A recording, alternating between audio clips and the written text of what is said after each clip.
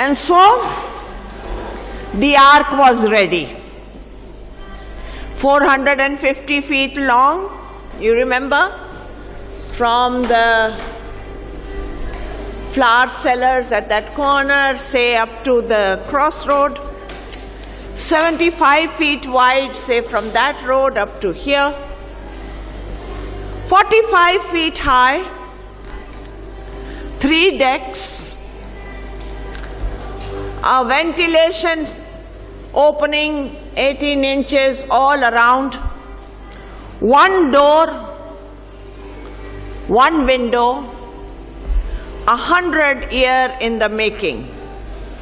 Last week we looked at the 6th chapter of Genesis, and we saw the heart of the Lord, the pain in the heart of the Lord when 3 times he says, I am grieved. In verse 3, in verse 5, and then in verse 11 again and again he says, he was grieved. And we also saw that we read that how Noah preached righteousness. We saw and we read that God waited patiently all those 100 years from the time God gave the command to Noah to build the ark and to the time it was built. God waited patiently. I've often wondered, Noah preached righteousness, God waited patiently. Had the people, if not all, at least many, at least some, had they repented, had they felt sorry, had they said sorry, would things have been different?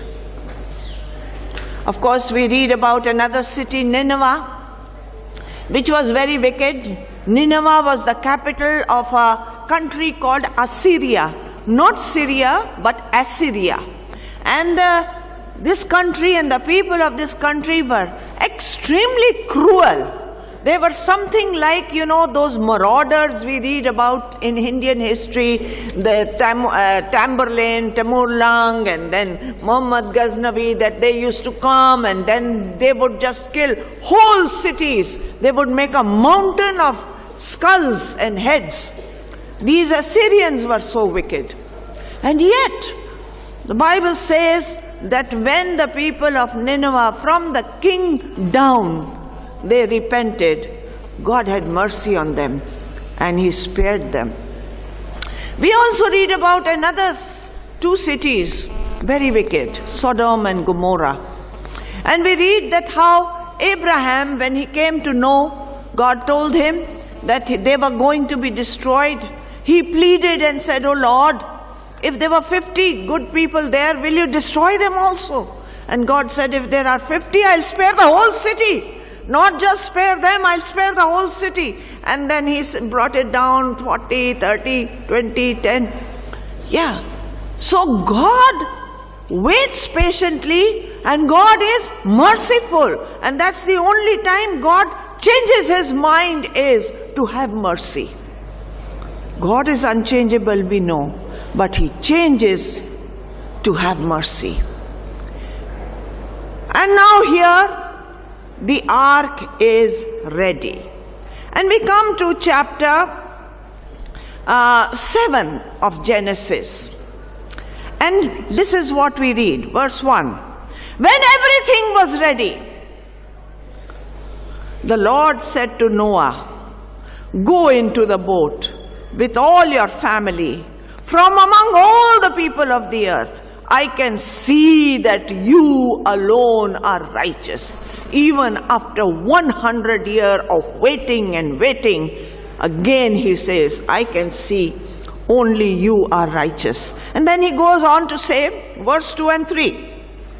Take with you 7 pairs, male and female, of each animal I have declared clean. That is, I have approved for eating and for sacrifice. And take 1 pair of each of the others. Also take 7 pairs of every kind of bird, There must be a male and a female in each pair to ensure that all life will survive on the earth after the flood. And so now God says, time is over. A time will come. God waits patiently, but a time will come. He will say, that's it. That's it. Now it's over. Now God, when He created human beings, God, when He created this world, we saw that He made everyone vegetarian. In chapter 1 of Genesis and verse 29 and 30 it says, then God said, look, I have given you, that is human being, every seed-bearing plant throughout the earth and all the fruit tree for your food. And then in verse 30, for the animals God said, and I have given every green plant as food for all the wild animals, the birds in the sky, and the small animals that scurry along the ground.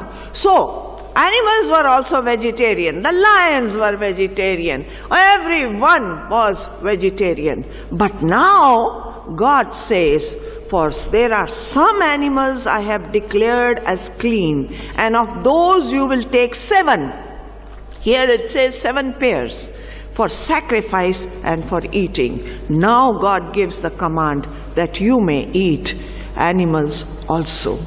And then it says, goes on to say in verse 5, so Noah did everything as the Lord commanded him. We saw that from the beginning about Noah. Noah is declared as a righteous person. You remember in Hebrew chapter 11, he is in the list of the heroes of faith. And here it says, one of the qualities of Noah which God saw, he did everything as God commanded him. And then let's read how he did it. Verse 7, he went on board the boat to escape the flood. He, his wife, his sons, their wives, that means altogether 8 people. With them were all the various kinds of animals, those approved for eating and for sacrifice, and those that were not, along with the birds and the small animals that scurry along the ground. They entered the boat in pairs, male and female, just as God had commanded Noah. And so here they are, all of them are coming in. Even the tiny animals, even the snails got in. Yeah? As long as they kept on walking, they reached the boat and they entered the boat and they were safe. And they came in pairs. There's a beautiful verse in Ecclesiastes and chapter 4 and verse 9 to 12. And this is what it says. Let me read it. 2 are better than 1, for they can help each other. If one person falls, the other can reach out and help. But someone who falls alone is in real trouble. A person standing alone can be attacked and defeated, but 2 can stand back to back and conquer. 3 are even better, for a triple braided cord is not easily broken. And so God took them in pair by pair. And then let's see what happens. Verse 13. That very day, Noah had gone into the boat with his wife and his sons, Shem, Ham, and Japheth, and their wives. With them in the boat were pairs of every kind of animal, domestic and wild, large and small, along with birds of every kind. 2 by 2 they came into the boat, representing every living thing that breathed. A male and female of each kind entered, just as God had commanded Noah. Then the Lord closed the door. There was just one door, big enough even for the elephant and the giraffe to get in. And it says, once they were all in, the Lord closed the door. Yeah. Did Noah had to run around and get all these animals? Yeah. I don't think so. It's not written, but it just says here that the animals came in. You know, animals have an instinct. They say that when an earthquake is going to take place, it's the animals, they get restless even before the first tremble and the shudder of the earth. The animals know something is going to happen. The birds start flying. I'm told that when the great tsunami came off the coast of India, the animals were very agitated before it came, the day before. The birds were flying. They have an instinct that something is going to happen. And I just like to think that all these animals knew. Human beings did not respond, but the animals knew, and they were there. And when the time came and God said, bring the animals in, they were there. And all Noah had to do was to bring them in 2 by 2, pair of every animal, 7 of those who were approved. And then what happens? Let's go on.